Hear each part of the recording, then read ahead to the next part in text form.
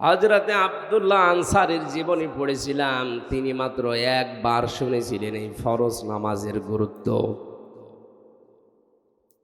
পরিবারস্থ লোকদেরকে গর্তের ভেতরে রেখে হলেও তিনি নামাজে আসতেন। হযরত ওমর একদিন নালিশ দিলেন, ইয়া রাসূলুল্লাহ, এই লোকটা প্রতিদিন পেছনে আসে নামাজে আর সবার আগেই দৌড় দিয়ে চলে যায়।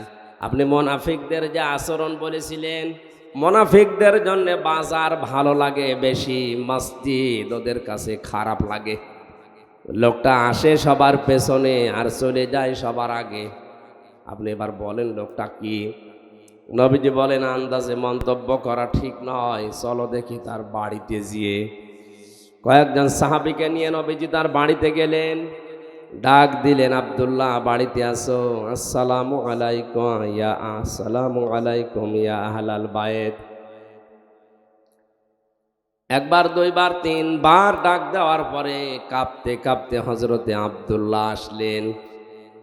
নবীজি বলেন, দেখো, আমি নবী যদি কারো ওপর অসন্তুষ্ট হয়ে যায়, মহান আল্লাহ তার জীবনের সব আমল বাতিল করে দেয়। আমি কি তোমাকে তিনবার ডাক দেওয়ার পরে আসলে কেন প্রথম ডাকে সাড়া দিলে না? হযরত ওমর তোমার নামে কয়েকটা কথা বলেছে, জবাব চাই। হযরতে আব্দুল্লাহ বলে, ইয়া রাসূলুল্লাহ, জবাব আমি দেব। আপনি যখন প্রথম আমাকে ডাক দিয়েছিলেন, আমি আপনার মুখে শুনেছিলাম যে মানুষ নিজে শুধু বাঁচলে হবে না, পরিবারকেও বাঁচাতে হবে।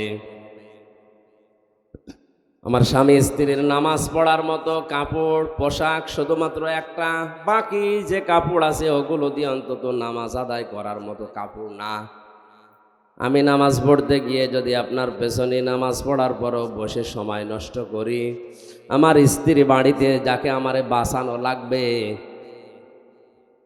তার তো নামাজ কাজা হয়ে যাবে। এই জন্যে আমি দৌড় দিয়ে বাড়িতে চলে আসি।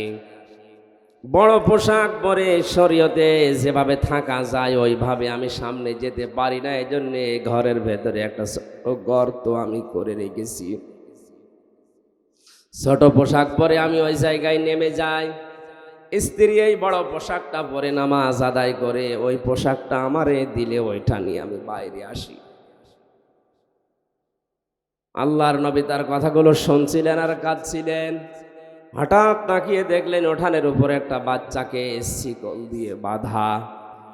নবীজি বলেন, ওরে দেড়ি দিয়ে শিকল দিয়ে বেঁধে রেখেছো। সাহাবী বলে, হে নবী, আমি আপনার মুখে শুনেছি লা ইয়াদখুলুল জান্নাতা জাসাদুন গুযিয়া বিল হারাম। ওই শরীর জান্নাতে যাচ্ছে না, যাবেও না যার শরীরটা হারাম দিয়ে লালিত পালিত হয়।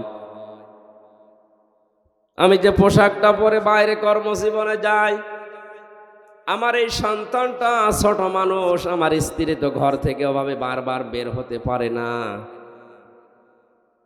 ওই যে একটা খেজুর গাছ দেখছেন, ওইটা বাঁকা হয়ে ইহুদির বাগানের খেজুর গাছ আমার উঠানের ওপরে এসেছে। ওখান থেকে পাকা খেজুর যখন পড়ে, আমার এই ছোট ছেলেটা না বুঝে হয়তো দু একটা কুড়িয়ে খেয়ে ফেলতে পারে। আমি মুসলিম দাবি করি, আমি আপনার উম্মত। আমার সন্তান যদি মানুষের জিনিস না বলে খায়, অন্য চুরির যে সংজ্ঞা আছে, কারো জিনিস না বলে নেওয়া, না বলে খাওয়া, এর নাম চুরি। এর নাম কি? আমি মুসলমান, আমার এ নামে কলঙ্ক হয়ে যাবে। এই জন্যে যতক্ষণ আমি কর্মজীবনে বাইরে থাকি, ছেলেটাকে বেঁধে রাখতে আমার কষ্ট হয়, এরপরও আমার ছেলেটারে আমি বেঁধে রাখি।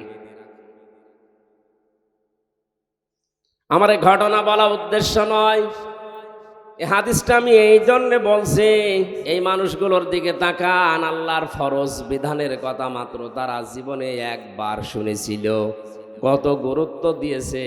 আমরা জন্মের পর থেকে শুনতেছি নামাজ, এই নামাজের গুরুত্ব, এই আমাদের কাছে গুরুত্ব আসে না।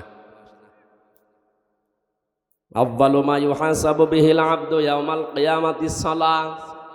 নবীজি বলেন, কিয়ামত যেদিন কায়েম হবে, সর্বপ্রথম আল্লাহ কিন্তু মানুষকে নামাজের হিসেব ধরবেন। জিজ্ঞাসা করবে, হামজা, জীবনে নামাজ পড়েছিলি কিনা আগে বল। আমার জীবনে যদি ফরজ সেজদাগুলো না থাকে, ওই দিন আমি কিন্তু 100 ভাগ ধরা খেয়ে যাব। মিথ্যা যদি বলি ওয়াহা আমি নামাজ পড়েছিলাম, আল্লাহ রাব্বুল আলামিন বলেন তাহলে সেজদা দিয়ে এবার দেখা। বেনামাজি মানুষগুলো সেজদা দিতে পারবে না, সূরা কলমের ভেতরে আছে। আল্লাহ পাক বলেন ওই মানুষগুলো তখন উল্টিয়ে পড়বে, লক্ষ লক্ষ মানুষের সামনে তখন তারা অপমান হবে। সুতরাং কিয়ামতে কোটি কোটি মানুষ থাকবে, এগুলোর সামনে অপমান না হয়ে যদি সম্মান পেতে চায়, আমাদের এই জীবদ্দশায় নামাজের দরকার আছে না নেই? আশা করছি আজকের এই ওয়াজ শোনার পর থেকে মরণ পর্যন্ত ফরজ নামাজ ছাড়বেন না। যত বড় গুরুত্বপূর্ণ কাজ থাক না কেন, অন্তত যদি নফল আর সুন্নত পড়তে নাও পারেন, পরে পড়ে নিন, ফরজটা অবশ্যই আদায় করবেন। মানুষ নামাজ অনেকে পড়ে না, তার ভেতরে অন্যতম কারণ হচ্ছে অধিকাংশ মানুষ নামাজের বিষয়ে জানে না। আমার কুষ্টিয়া জেলার গ্রামের বাড়িতে যেখানে হালসা, মাঝে মাঝে ওখানে যেতাম, যেয়ে দেখি ফজরের নামাজে মাত্র 3 জন। ইমাম সাহেব মুয়াজ্জিনকে বললাম, কয় মানুষ কয়? বলে হুজুর এলাকার মানুষ নামাজ পড়ে না। পড়ে না, এ দোষ শুধু ওদের না, এ দোষ আমার। আসলে নামাজ যে কি, নামাজের ভেতরে কি পাওয়া যায়, নামাজে কি মজা আছে, এটা এলাকার অধিকাংশ মানুষ জানে না। এই কারণে ওরা নামাজে আসে না। সুতরাং এটা আগে জানানো লাগবে। সূরা ফাতিহা বাদ দিয়ে 4টা সূরা যদি শুদ্ধ করে অর্থ সহ একটু আড্ডু হলেও ব্যাখ্যা সহ ওদেরকে জানানোর ব্যবস্থা করা যায়, নামাজের 13টা ফরজ 14টা ওয়াজিব দিয়ে অন্তত নামাজ কি এটা যদিও নামাজে শান্তি পায়, এই 3 জন না, এই ফজরের নামাজে 300 মানুষ হাজির হবে। একটা মাদ্রাসা করে দিয়েছিলাম আমার মায়ের নামে, 1টা বছর পরে দেখি নামাজি প্রায় 5 থেকে 6 কাতার এখন প্রায় নামাজি হয়ে গেছে। মানুষ তো তারাই ছিল, শুধুমাত্র কোরআনে কারীম জানার ব্যবস্থা করে, বোঝার ব্যবস্থা করে দেওয়ার কারণে এখন তারা নামাজে মজা পেয়েছে, পিটালেও এখন তারা নামাজ ছাড়বে না। আপনারাও এলাকায় এরকম ব্যবস্থা করবেন, মসজিদে হোক, খানকায় হোক, মাদ্রাসায় হোক, মক্তবে হোক, নামাজ ইসলাম মূল নীতি যেগুলো আছে এই ফরজ বিধানের, এগুলো মানুষকে জানানোর ব্যবস্থা করেন। মানুষ যদি সত্যিই নামাজে মজা পেয়ে যায়, ওই যে 2 জন সাহাবীর কথা হাদিসে এসেছে, বিশ্ব নবীর তাদের পাহারায় রেখেছি। তাবু পাহারা দিতে গিয়ে একজন বলছে সারা রাত এভাবে 2 জন জেগে থেকে লাভ নেই, একজন ঘুমিয়ে যায় আর একজন পাহারা দাও। সাহাবী চিন্তা করছো, যখন ঘুমিয়েই গেছে আমি সময়টা নষ্ট না করে নামাজে দাঁড়িয়ে কাটাই, কারণ এমনি এমনি কোরআন পড়লে সওয়াব হবে 10টা করে নেকি হবে, আর নামাজে দাঁড়িয়ে তেলাওয়াত করলে 70টা নেকি হবে। যে সময়টা কাজে লাগায় আমি নামাজে দাঁড়িয়ে নামাজে তেলাওয়াত করছিলেন, দুশমন এসে দেখে কালো একটা পিলারের মতো কি যেন দাঁড়িয়ে আছে, অন্ধকারে মানুষ না পিলার বুঝতে পারার জন্যে তীর নিক্ষেপ করেছে। তীরটা এসে তার ডান বাহুর ভেতরে লেগেছে। নামাজে তেলাওয়াতে তিনি এমন মজা পাচ্ছিলেন, নামাজ ছেড়ে দেননি। বাম হাতের ভেতরে আরেকটা লেগেছে। চিন্তা করছে এভাবে 2টা লাগার পরে এখন যদি আমার বুকের ভেতরে, পিঠের ভেতরে একটা তীর লেগে যায়, আল্লাহর নবী আহত হয়ে যাবেন। এই চিন্তা করে তিনি নামাজ শেষ করে সাহাবী পাশে যেটা আছে তাকে জাগালেন। জাগিতে ঘুম থেকে উঠে দেখছে 2 পাশে 2 তীর। ডাক দিয়ে বললেন, হে আমার সাথে, 2 পাশে 2 তীর কেন? তিনি বিস্তারিত বলার পরে বললেন, আমাকে কেন ডাকলেন না? সাহাবী বলে, আল্লাহর বান্দা, আমি নামাজে দাঁড়িয়ে আমার আল্লাহর সাথে কথা হচ্ছিল, এত বেশি মজা পাচ্ছিলাম এই নফল নামাজটাতে, প্রথম তীরটা লাগার পরে আমি খেয়াল করি নাই, দ্বিতীয় তীরটা লাগার পরেও আমি খেয়াল করছিলাম না। মনের ভেতরে একটা চিন্তা এসেছিল, কি যেন আমার শরীরে এসে বিদ্ধ হয়েছে। চিন্তা করলাম আপনি তো ঘুমিয়ে আছেন, কি যেন এসে বিদ্ধ হয়ে গেল। এই অবস্থায় যদি আর একটা কিছু এসে আমার বুকের ওপরে লাগে, আমি যদি মারা যাই তাহলে বিশ্ব নবী আহত হয়ে যাবেন। এই চিন্তা যদি মনের ভেতরে উকি না দিত, জীবন চলে গেল, আমি নামাজ বাদ দিতাম না। তারাও তো আমাদের মতো রক্ত মাংসে মানুষই ছিলেন। অনেক মানুষ বলে আমি নামাজ পড়তে পারি না কাজের যন্ত্রণায়। আপনার মতো মানুষই আছে, তারা কাজ করে খায় কিন্তু ফরজ নামাজ ছাড়ে না। এখানে যে যেই কর্মজীবনে আছেন, কর্মজীবন তো লাগবেই। আল্লাহ কর্ম করার আগেই নামাজের পয়েন্টটা আগে দিয়েছেন আয়াতে। এই জন্য মূল কথা এইটাই, আমরা যাই করি নামাজ যেন ফরজটা বাদ না দেই। আল্লাহ পাক বলেন নামাজ যখন শেষ হয়ে যাবে তখন তোমাদের কাজ হবে ফান্তাশিরু ফিল আরদি ওয়াবতাগু মিন ফাদলিল্লাহ। নামাজ শেষ হয়ে যাওয়ার পরে এবার আর মসজিদে বসে থাকা ঠিক না। এই তাকান, অনেকেই নামাজের পরও মসজিদে বসে বসে গল্প করে, নিজের ছেলে কয়টা, মেয়ে কয়টা, কে কোথায় কি করে, এই গল্প জায়েজ নেই আপনার জন্যে। নামাজ শেষ, আল্লাহ বলেন এবার ছড়িয়ে পড়ো, ছিটিয়ে যাও। কোথায় যাবেন? ঘরে। কোথায়? ফিল আরদি, জমিনে। সুতরাং আমরা নামাজি যারা এই দেশে আছি, নামাজ শেষ, মসজিদের কাজ শেষ, এবার ছড়িয়ে পড়া লাগবে কোথায়? আরো জোরে। জমিনের ভেতরে আছে কৃষি ক্ষেত, জমিনের ভেতরে আছে ব্যবসা বাণিজ্য, জমিনের ভেতরে আছে থানা, জমিনের ভেতরে আছে কোর্ট কাছারি, আদালত। আসতে বলেন। এই জায়গাগুলোতে আপনি যদি ছড়িয়ে না যান, ওই জায়গাগুলো বিপরীত যারা আছে তারা দখল করে জুলুম চালাবে। এই জন্য কোরআনে কারিমে সূরা বাকারার 30 নম্বর আয়াত, وَإِذْ قَالَ رَبُّكَ لِلْمَلَائِكَةِ إِنِّي جَاعِلٌ فِي الْأَرْضِ খলিফা। আল্লাহ পাক বলেন স্মরণ করো ওই সময়ের কথা, আমি যখন ফেরেশতাদেরকে বলেছিলাম জমিনে আমি খলিফা পাঠাতে চাই। কি খেয়াল করেন তো, আয়াতের মূল কথা ছিল আমি জমিনে খলিফা পাঠাতে চাই। কোথায়? আল্লাহ কিন্তু ফেল আরদি দিয়েছেন, ইন্নী জাইলুন ফিল আরদি। আল্লাহ যদি বলতেন ইন্নী জাইলুন ফিল খানকা খলিফা, আমি খানকায় খলিফা পাঠাবো। আজ যেমন বাংলাদেশে খানকায় খলিফা বেশি না কম? আল্লাহ তাআলা যদি বলতেন ইন্নী জাইলুন ফিল মাদারিসি খলিফা, মাদ্রাসায় আমি খলিফা পাঠাবো। ইন্নী জাইলুন ফিল মাসাজিদি খলিফা, মসজিদে খলিফা পাঠাবো। তাহলে মসজিদে কিছু সময় কাটিয়ে মাদ্রাসায় কয়েকটা ছাত্র পড়াশোনা করালে, শুধু ঘরের ভেতরে খানকায় বসে সুবহানাল্লাহ পড়লে, কিছু খলিফা তৈরি করলে দায়িত্ব শেষ হয়ে যেত। আল্লাহ পাক সমস্ত জায়গার নাম নিয়ে না দিয়ে নাম দিয়েছেন ফিল আরদি। কোন জায়গা বলেন বলেন?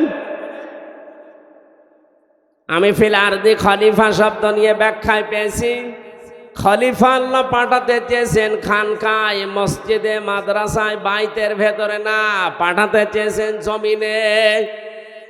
আজ বাংলাদেশ সহ বিশ্বের মুসলমানেরা জমিনে নেই, এজন্য জমিনগুলো আজ জালেমরা চাষ করছে,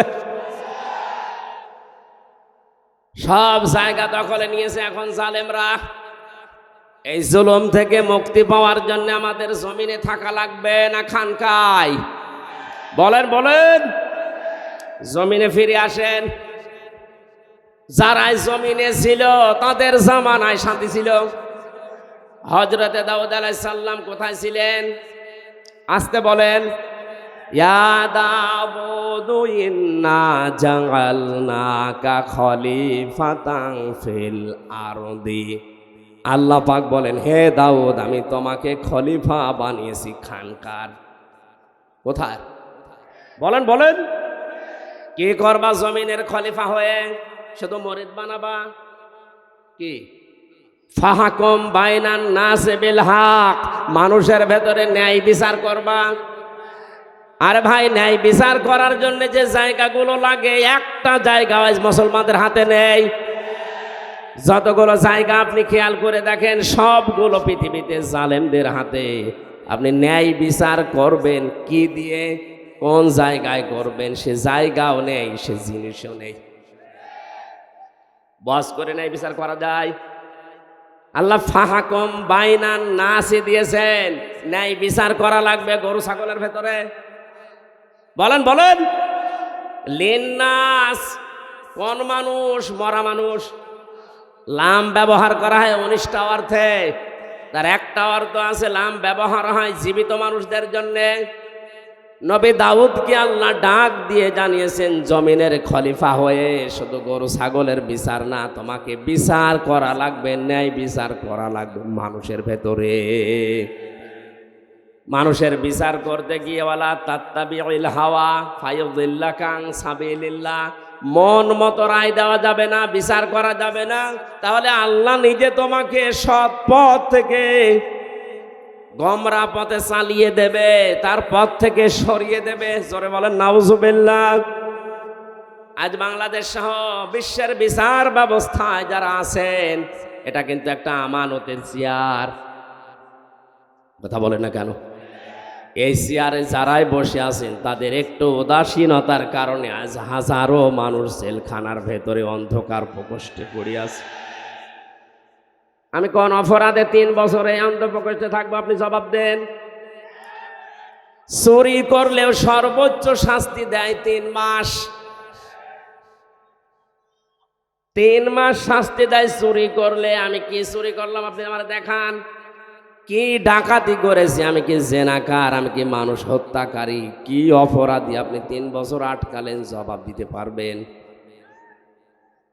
কতবার আপনার কাছে আমার মামলাটা গেছে? 1 বার 2 বার 3 বার না, প্রায় 32 থেকে 33 বার। প্রতিবার আপনি ফেরত দেন। একটা বারের জন্য চেয়ারে বসে আপনার বিবেক নাড়া দেয় না, এটা আমানতের চেয়ার। এখানে বসলে আল্লাহর নির্দেশ, ফাহাকুম বাইনান নাসি বিল হক, ন্যায় বিচার করা লাগবে। ওয়ালা তাত্তাবিউল হাওয়া, মন মতো কোনো রায় দেওয়া যাবে না, বিচারও করা যাবে না। এই জন্য যারাই দায়িত্বে আছি আমরা পৃথিবীতে, তারা যদি মন মতো বিচার করি, আমার মনে হয় ওই কাজ না করে, নফসের ধোকায় না পড়ে রিক্সা চালানো ভালো। আমি আপনাকে বাঁচার জন্য বলছি, আপনি ধরা খাবেন। ফায়ুদিল্লাকা আন সাবিলিল্লাহ, আল্লাহ আপনাকে তার পথ থেকে দূরে সরিয়ে দেবে।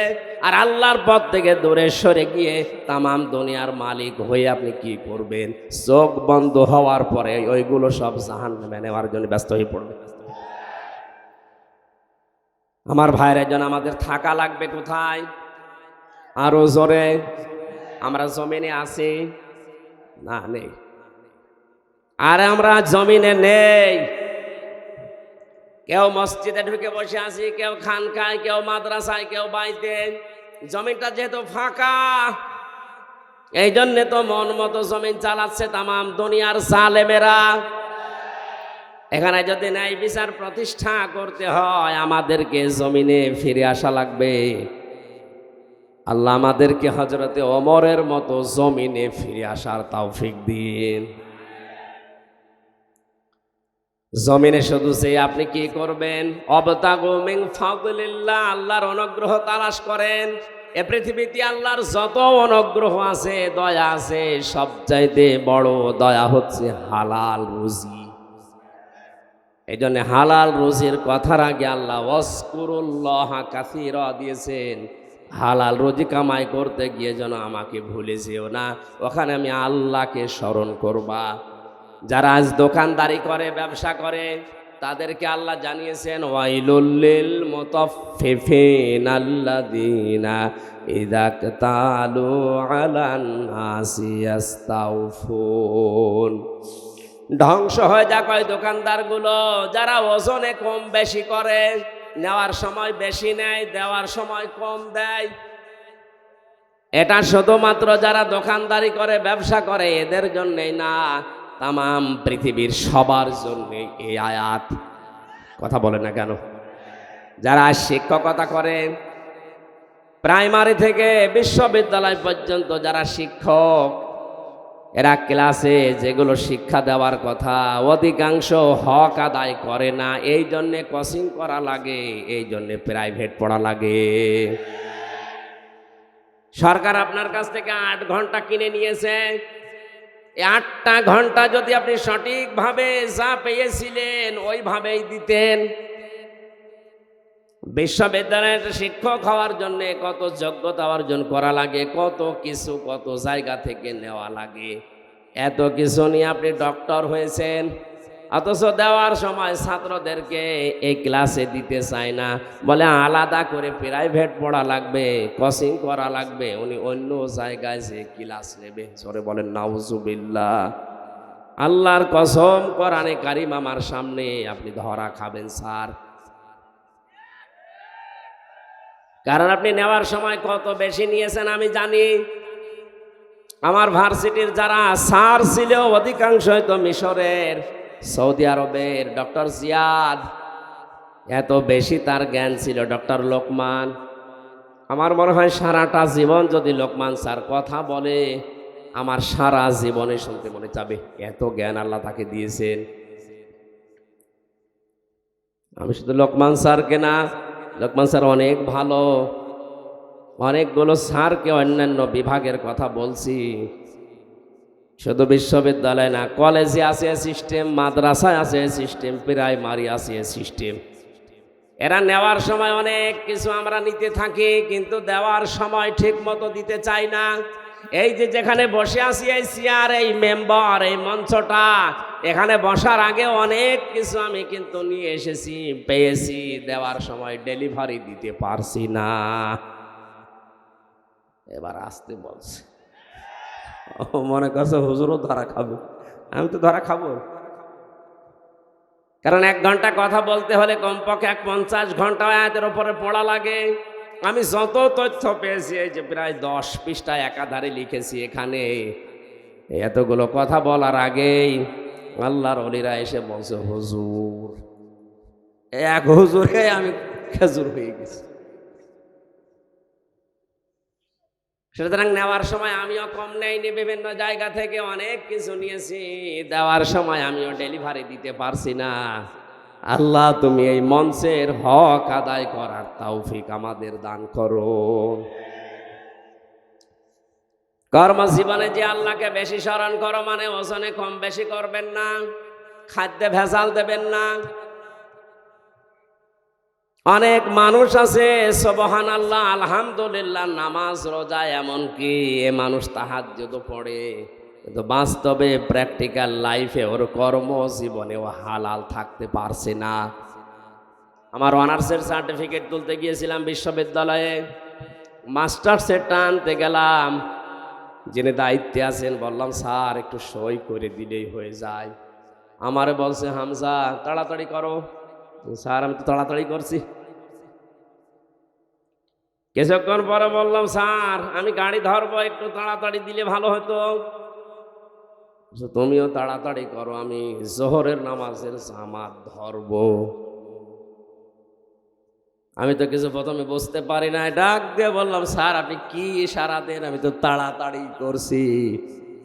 স্যার এবার মুখ ফুটে বলেই ফেলছে হামজা 2000 টাকা বের করো। বললাম ও আপনি নামাজে যাবে, জোহরের নামাজে জামাত ধরবে, আপনার এইটা আসল জামাত। সরকার আপনার কাছ থেকে 8 ঘন্টা কিনে নিয়েছে, দায়িত্ব দিয়েছে কি এই 8 ঘন্টার ভেতরে ছেলেমেয়েরা আসবে, সই করে সিল মেরে আপনি কাগজটা দিয়ে দেবেন, এইটাই আপনার নামাজ। এই কথা বলে না কেন?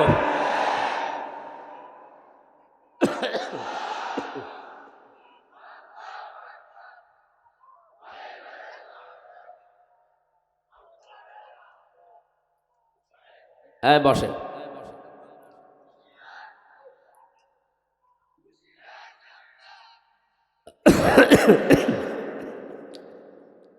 অথচ উনি নামাজ মনে করেছে ওই 5-7 মিনিট 10 মিনিট যেটা জামাতে নামাজ পড়বে ওইটাকে, আর এইটাকে উনি দুনিয়ার কাজ মনে করছে।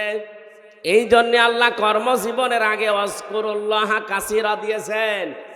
যে কর্ম জীবনে গিয়ে যেন আমাকে ভুলে যেও না, ওখানেও আমার আলোচনা আছে, স্মরণ আছে, জিকির আছে, ওইটা তোমার কর্ম জীবনের দায়িত্ব। জোরে বলেন সুবহানাল্লাহ। জীবন যদি সফল করতে চান অবশ্যই আপনাকে এই দুইটা কাজ করা লাগবে। এই জন্য মসজিদে মানুষ যখন প্রবেশ করে ডান পা দিয়েই বলে আল্লাহুম্মা ইন্নী আসআলুকা মিন ফাদলিকা, হে আল্লাহ আমি তোমার কাছে তোমার অনুগ্রহ চাই, দয়া চাই। বের হওয়ার সময় আল্লাহকে বলে আল্লাহুম্মা আফতাহ লি আবওয়াবা রাহমাতিকা, হে আল্লাহ তোমার কাছে আমি এসেছি, তোমার এই ঘরে রহমতের দরজা যা আছে সব কিছু খুলে দাও। এজন্য আল্লাহর দয়ার রহমত পেতে হলে মসজিদমুখী হওয়া লাগবে, আর আল্লাহর ফজল অনুগ্রহ পেতে হলে জমিনমুখী হওয়া লাগবে। কথার অর্থ আমি বোঝাতে পেরেছি?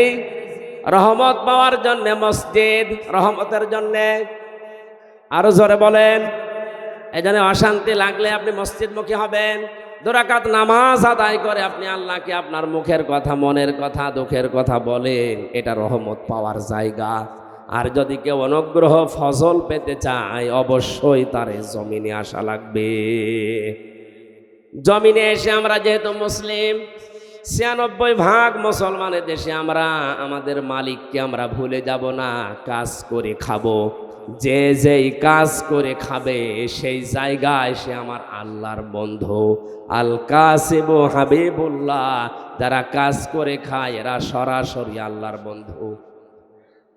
কেউ ডিসি যে সেও কাজ করে খাচ্ছে, শুধু ডিসি হলে সে আল্লাহর বন্ধু হবে না। আল কাসিবু এটা ব্যাপক অর্থবোধক শব্দ।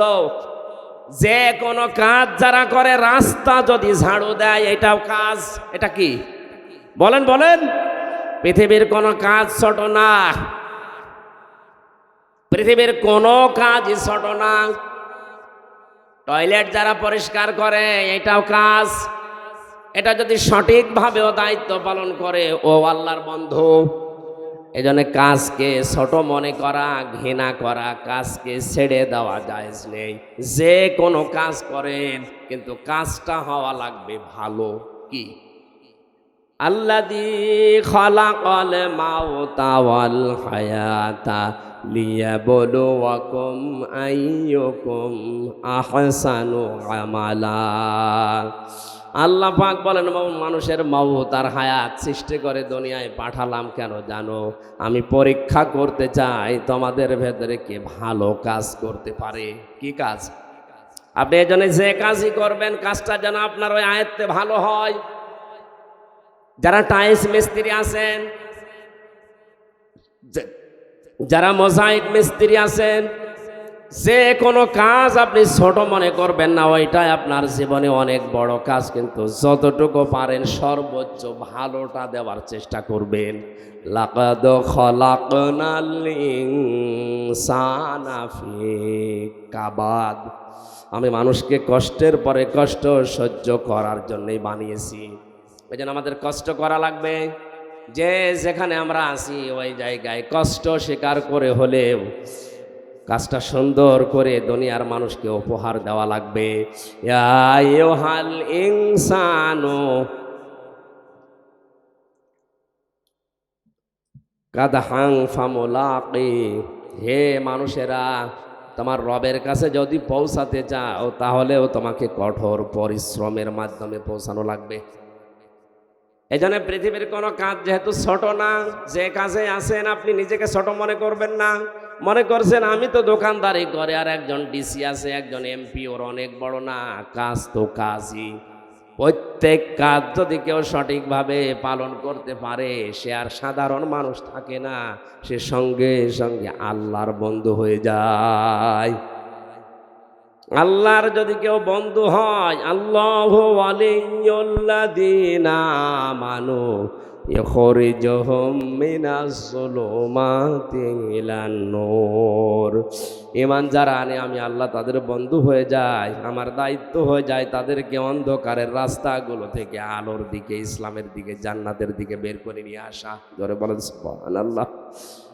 আল্লাহ আমাদের জীবন সফল করার জন্য যে পদ্ধতিগুলো দিলেন এখন থেকে জীবনে যতদিন হায়াত আছে নামাজের সময় আসলেই নামাজ, নামাজ শেষ আর বসে থাকবো না, নামাজের পরে যাব কোথায়?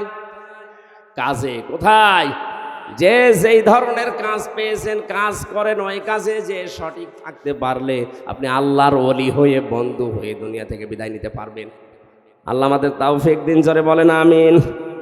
মা বোন যারা এসেছেন তাদের জন্য মাত্র কয়েকটা ওয়াজ করছি তিরমিজি শরীফ থেকে। সম্মানিত মা বোনেরা, আপনার তাওয়াক্কুল হওয়া লাগবে হযরতে হাজেরা রাদিয়াল্লাহু তাআলা আনহার মতো। আপনার ইবাদত বন্দেগী হওয়া লাগবে হযরতে মরিয়মের মতো। আপনার দৃঢ় ঈমান তৈরি করা লাগবে হযরতে আসিয়া রাদিয়াল্লাহু তাআলা আনহার মতো। আপনার স্বামী ভক্তির উদাহরণ হওয়া লাগবে খাদিজাতুল কুবরা রাদিয়াল্লাহু তাআলা আনহার মতো। আপনার জ্ঞান অর্জন করার স্পৃহা থাকা লাগবে হযরতে আয়েশার মতো। আপনার পর্দা পশিদা এগুলো থাকা লাগবে বিশ্ব নবীর ছোট মেয়ে ফাতেমাতুজ জোহরার মতো। আল্লাহ এসকে নারীদের জন্য আদর্শ বানিয়ে দিয়েছেন। সিরাজগঞ্জ সহ বিশ্বের মা বোনদেরকে 6টা নারীকে আদর্শ হিসাবে মেনে চলার তৌফিক দিন আমিন।